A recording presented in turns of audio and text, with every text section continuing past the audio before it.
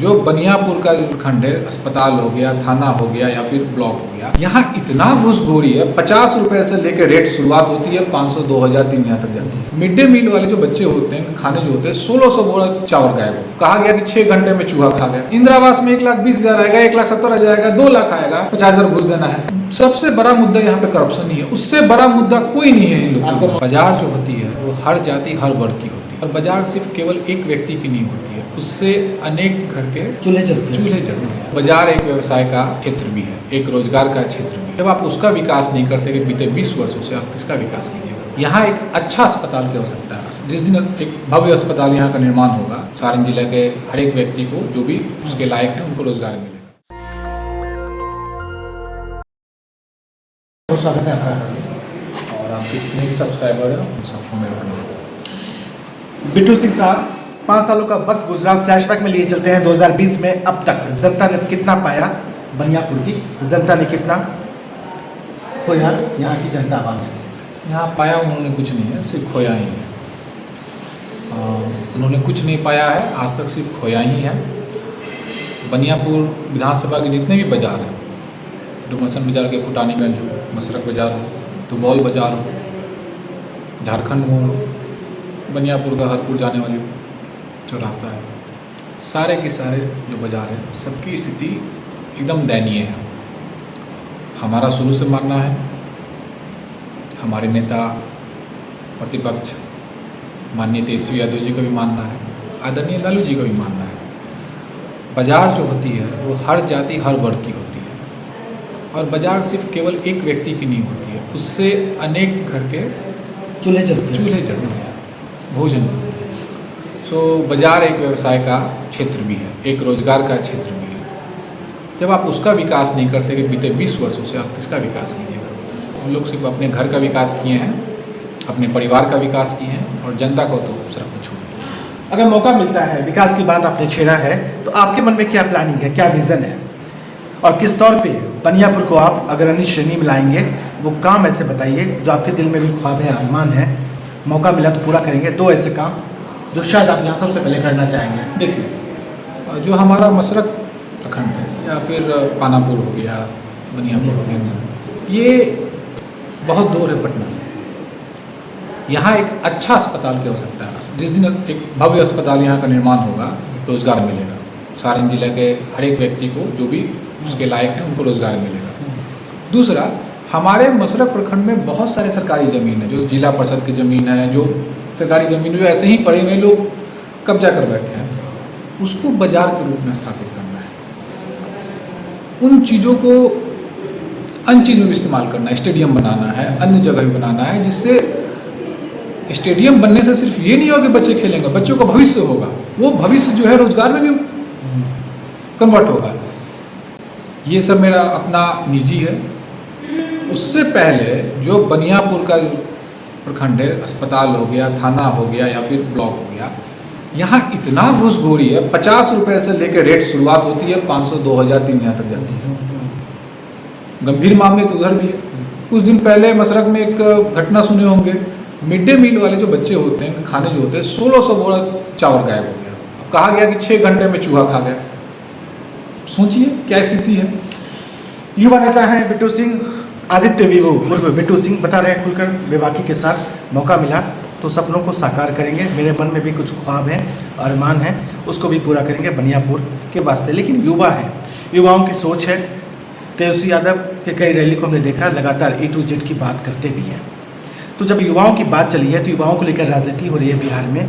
पलायन, रोजगार, भ्रष्टाचार को लेकर तमाम मुद्दे उछलते रहते हैं। बनियापुर में आखिर इस युवा नेता ने इन तीनों मुद्दों में किस मुद्दे को प्रायोरिटी के साथ पाया, प्राथमिकता के साथ पाया, और किसको हल करने की ज़रूरत है।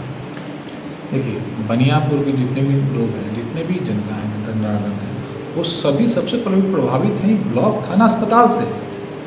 अन्य मुद्दों पर तो बाद में आएंगे। सबसे प्रथम मुद्दा तो उन लोगों का यही है। जहाँ जाए अस्पताल में डॉक्टर उपलब्ध नहीं है, दवाई उपलब्ध नहीं है। फ़ोन जाएगा तो दवाई मिलेगा तो डॉक्टर आएगा। ब्लॉक में जाए, राशन कार्ड में घुसखोरी, इंदिरा आवास में घुसखोरी, वृद्धा पेंशन बनवाना, उसमें घुसखोरी। तो तेजस्वी कहते हैं कि 17 महीने की हमारी सरकार थी और 20 सालों पे भारी है, तो उस दरमियान भी काम नहीं हुआ। देखिए तेजस्वी जी का जो भी कार्य था, देखिए तेजस्वी जी अकेले पूरे बिहार नहीं दे सकते। विधायक किस लिए होते हैं? उनके एक सैनिक रूप से होते हैं, उनके एक कार्यकर्ता रूप से होते हैं कि उनका प्रतिनिधित्व वही छोटे छोटे इलाके में किया जाए। जो माननीय तेजस्वी जी ने हमारे दिया है, उन चीज़ों को आप धरातल पे जोड़िएगा तो वो अलग है। वो उन्होंने रोजगार अवसर प्राप्त कराया, जितनी भी नौकरियाँ थी उन नौकरियों को निकाला कि इन विभागों में होगी। लेकिन दुर्भाग्यपूर्ण की सरकार आगे तक कायम नहीं रह पाई। कायम रहती तो उसका असर यहाँ भी दिखता। माननीय तेजस्वी जी को कम से कम बिहार की जनता को 5 साल देना होगा। आप 20 साल की कमी को आप 10 दिन में या 1 महीने 2 महीने में नहीं कर सकते। जितना उन्होंने मेहनत किया उस 17 महीने में, सच में वो भारी है बीते 20 वर्षों में। लेकिन उनको और अभी कार्य करना बाकी है, लेकिन उसके लिए जनता जनार्दन को आशीर्वाद देना पड़ेगा। महिलाओं की बात करते हैं। महिलाएं भारी संख्या में वोट करने वाली हैं बनियापुर इलाके में। सशक्तिकरण की बात चली है, नीतीश कुमार लगातार एम्पावरमेंट पर जोर देते हैं। क्या यहाँ की महिलाएं खड़ी हो पाएँ? सशक्तिकरण का सपना पूरा हो पाया? बनियापुर कहाँ खड़ा है महिलाओं के वास्ते?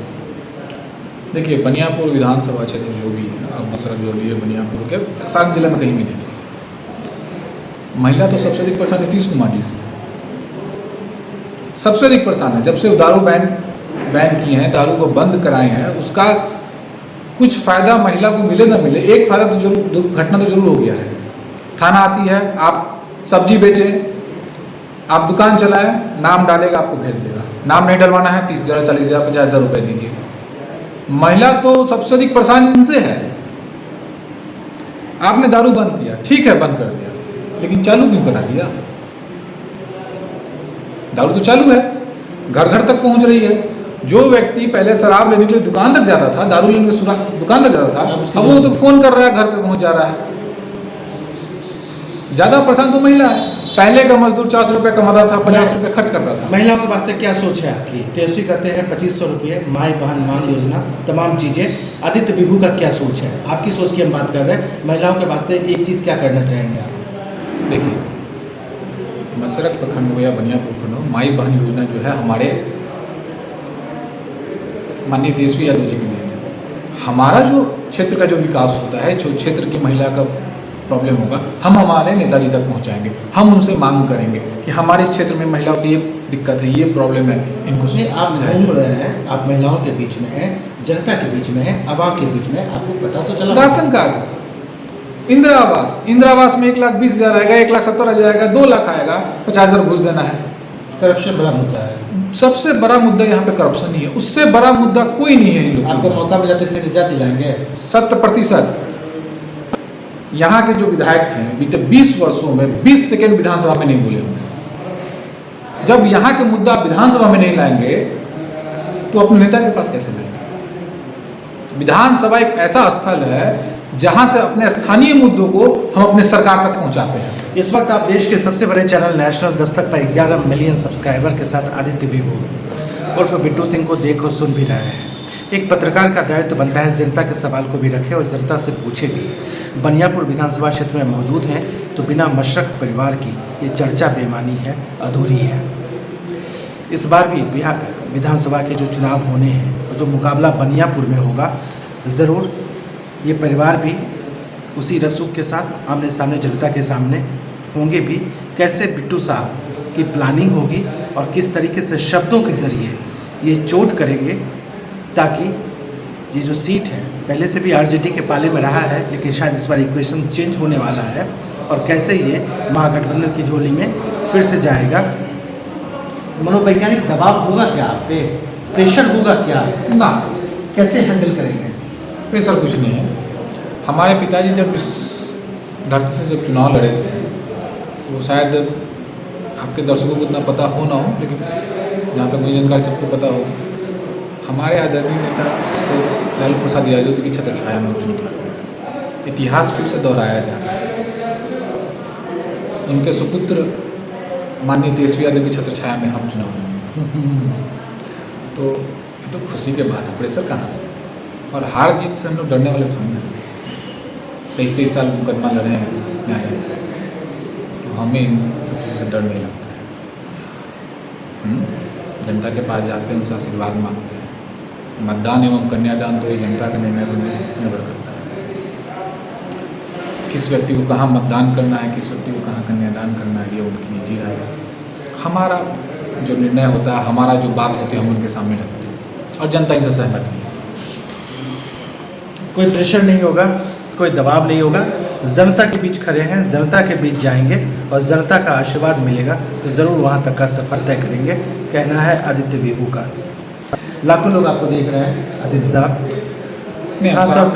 खासतौर पे बनियापुर की जनता, उनके वास्ते दो शब्द अपील, संदेश, मैसेज, आग्रह आपका, गणमान्य जनता के नाम, मतदाताओं के नाम, आपके दो शब्द। दो शब्द यही कहूँगा मैं अपने कि मेरे पिताजी का जो सपना था उसे पूरा करने के लिए हमें एक मौका अवश्य दे। एक बार तो आप हमें जांचें जरूर। इतना ही। हमारे पिताजी का एक ही सपना था, गरीब, पिछड़ा, अति पिछड़ा, दलित, स्वर्ण, सब समाज को साथ लेकर उनका विकास करना, और हम भी उसी राह पे चल रहे हैं। ना उनका काम था कमीशन लेना और ना कमीशन को बढ़ावा देना। सो हम भी उसी मार्ग पे चलेंगे। हम अपने पिताजी का सपना पूरा करना चाहते हैं। विकास की नई पृष्ठभूमि होगी, विकास की नई कहानी होगी, विकास की नई शुरुआत होगी, विकास की नई आंधी होगी और विकास का नया पटकथा होगा बनियापुर विधानसभा क्षेत्र में। साथ ही इनका ये भी कहना है कि जनता के आशीर्वाद के दम पर बेहतर चीज़ों को अंजाम देने की कोशिश करेंगे। चलते चलते अपने शिक्षा दीक्षा के बारे में बता दीजिए, आपकी पढ़ाई लिखाई और कैसा प्रत्याशी जनता के बीच मौजूद है। देखिए, शिक्षा एवं दीक्षा से हम पूर्ण रूप से उत्तीर्ण हैं। सर्वप्रथम संस्कार है। हमारे संस्कार में कोई खोट नहीं है, ना हमारे परिवार के संस्कार में कोई खोट रहा है, ना मेरे पिताजी के। आज भी आप जाइएगा, हमसे छोड़िए, आप हमारे पिताजी के बारे में जिन क्षेत्र की जनता से पूछिएगा तो वही बताएंगे वो क्या थे। रही बात जनता की और बात की कहने की, जनता से हम यही कहना चाहेंगे कि आप भगवान हैं, आशीर्वाद देना आपका कर्तव्य है। उचित व्यक्ति को ही उचित आशीर्वाद दें। बस। मुस्कुराहट बहुत कुछ कह रहा है। क्यों नहीं कहेगा? भगवान से मांग कर रहे हैं और भगवान से भी रो के मांगेंगे, हंस के ही मांगेंगे ना। बहुत बहुत शुक्रिया वीवू साहब, बहुत बहुत शुक्रिया। नेशनल दस्तक की आपसे गुजारिश है कि अगर इसको बचाना चाहते हैं तो नेशनल दस्तक को सब्सक्राइब करने के लिए रेड कलर के सब्सक्राइब बटन को दबाएं, फिर बेल आइकन की घंटी दबाएं। नेशनल दस्तक को बचाने के लिए बहुत ज़रूरी है कि हर खबर को शेयर करें, लाइक करें, कमेंट जरूर करें।